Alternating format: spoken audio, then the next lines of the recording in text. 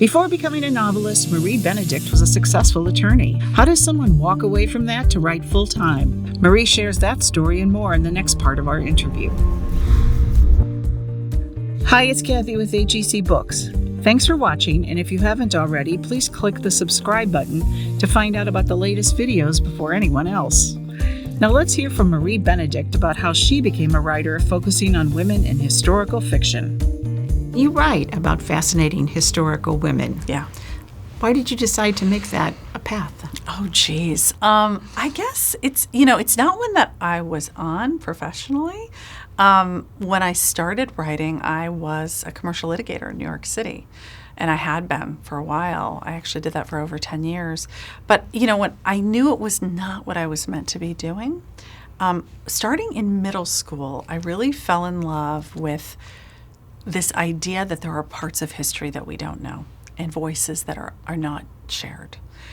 And I started That's very astute and bright in middle school to realize I read this one book called The Mists of Avalon. Okay. I had this wonderful aunt who always gave me fabulous books. And it's actually a fantasy novel, but it's a retelling of the Arthurian legend from the perspective of the women. And it was the first thing I had read like that.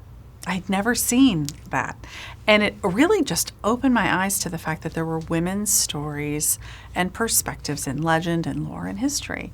And I started to be very curious about that.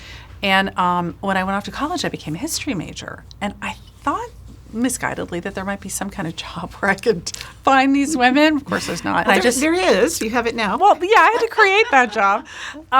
But, so I kind of got swept up, as a history major, swept up in this wave of women who are really being encouraged to go to law school in great numbers for the first time. Mm-hmm. And I ended up being a lawyer. I was, for better or worse, good at it. And I kind of got stuck there for a while, but I knew it wasn't what I was meant to do. And it took me a while and over time until I kind of found this path of, really circling back to what I was originally passionate about, and kind of finding these women and shining the light on their stories.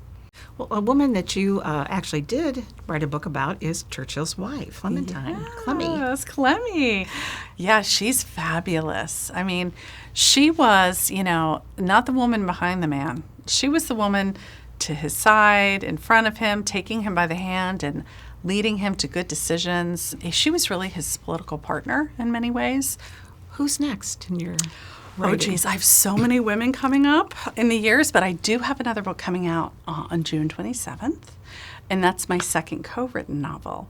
I wrote a book with Victoria Christopher Murray called The Personal Librarian that came out almost 2 years ago about J.P. Morgan's private librarian who not only ran his priceless book and manuscript collection at the Morgan Library in New York City, she actually rose up to become one of the world's most powerful figures in the art world. But she was only able to do that by passing. She was a black woman, passing as white, and this was an era of segregation.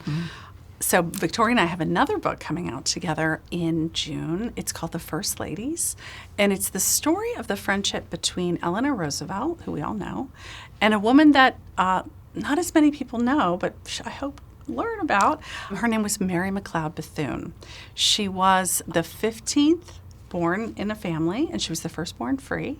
She was incredibly well educated, formed a college, actually, in Florida called Bethune-Cookman, and during the 1920s, 30s, and 40s, she really became one of the most famous black people in America and definitely known for her advocacy for equality. And so these two women, starting in the 1920s, became like secret BFFs. At a time of segregation, at a time when it was so hard for them to even find some place to get a cup of tea. And these were women who were both fierce advocates for equality. And as the years went on, their friendship grew and their work together grew. And some of the things that really formed the legislation, the events, the activities that formed the foundation for the civil rights movement, they are actually responsible for. Really? Yeah. They were amazing in their own right, but together, what they got accomplished. They were unbelievable, and their story really is really not known at all. No. Yeah. Now, co-authoring Yeah. a book, is that because of the African-American, Yeah. the Black element? I know there's been a lot of talk in publishing after a particular book came out, American Dirt, American about, Dirt, yeah. not appropriating someone else's culture. So is that one reason why to do that? Or Well, it didn't stem from that because the book was already in the works long before that, issue came about. When I first discovered Belle DeCosta Green, so I have a long list. I kind of collect these women and their stories. I found out about her when I was still a lawyer in New York City in the 1990s. And I would sneak out to these cultural institutions, like trying to envision a different life. sneaking away from the law job. Trying to find a path. And I would go to the Morgan Library, which is like just a jewel box of a place. And a docent happened to mention Belle to me and the role that she played in the institution. But her identity as a Black woman did not become confirmed until maybe 10 or more years later, when it became known that her father was actually Richard T. Greener. He was the very first Black graduate of Harvard. He was the first Black professor at the University of South Carolina, and he was really well known during his lifetime for his advocacy for civil rights. And when that link became known, her identity as a woman passing became known. And when I learned that, I felt very strongly that I wanted to have a Black writer write the story with me.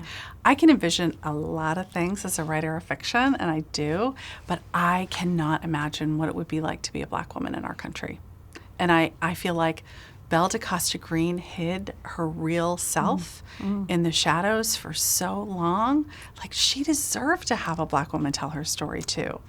And I happened to be reading, Victoria's published many books prior to our work together, a wonderful book that Victoria wrote called Stand Your Ground. And she examines a really fraught racial issue in our country from the perspective of the women and from the perspective of a Black and a white woman. And I read this book and I just thought the way she approached it and the way she handled it and wrote about it was so masterful and nuanced. I just thought she'd be a really good partner. And so she hadn't written historical before, but I reached out to her and I was so grateful that she agreed. And we've really become much more than writing partners. She's like my sister. And so we have this book and many other books to come. Sounds like a great partnership. Oh, I feel so fortunate. Yeah, and you were very smart to, kind of recognize that having someone who had that lived experience would add so much to it. And I'm transformed by the experience of walking in her shoes, even for a little bit. Right? I can't really know what it's like, but the trust that we have between us allows her to share that with me to some extent. And I just don't know how you could write without that. I just don't. So I feel very fortunate. And writing this book, the new book that comes out in June, has been so interesting too, because there's a little bit of our own friendship in there too. These women have to have really frank conversations and difficult conversations, Eleanor and Mary. And a lot of those conversations are conversations Victoria and I have had. And as we've, grown closer, the characters grow closer. And so it's been really I don't want to say fun, although it has been fun. It's been just a wonderful journey to explore that. It sounds fun. Yeah. I mean, we have a lot of laughs, I'll tell you that. But it's also difficult. To write the sorts of books that we write together, you have to go to really raw places that a lot of people in our country are not comfortable talking about. That's kind of why we are where we are right now. And so the opportunity for us to come together and try and bridge over that is just really powerful. Thanks again for watching, and please give this video a thumbs up. To be notified when the next one comes out, please click the subscribe button.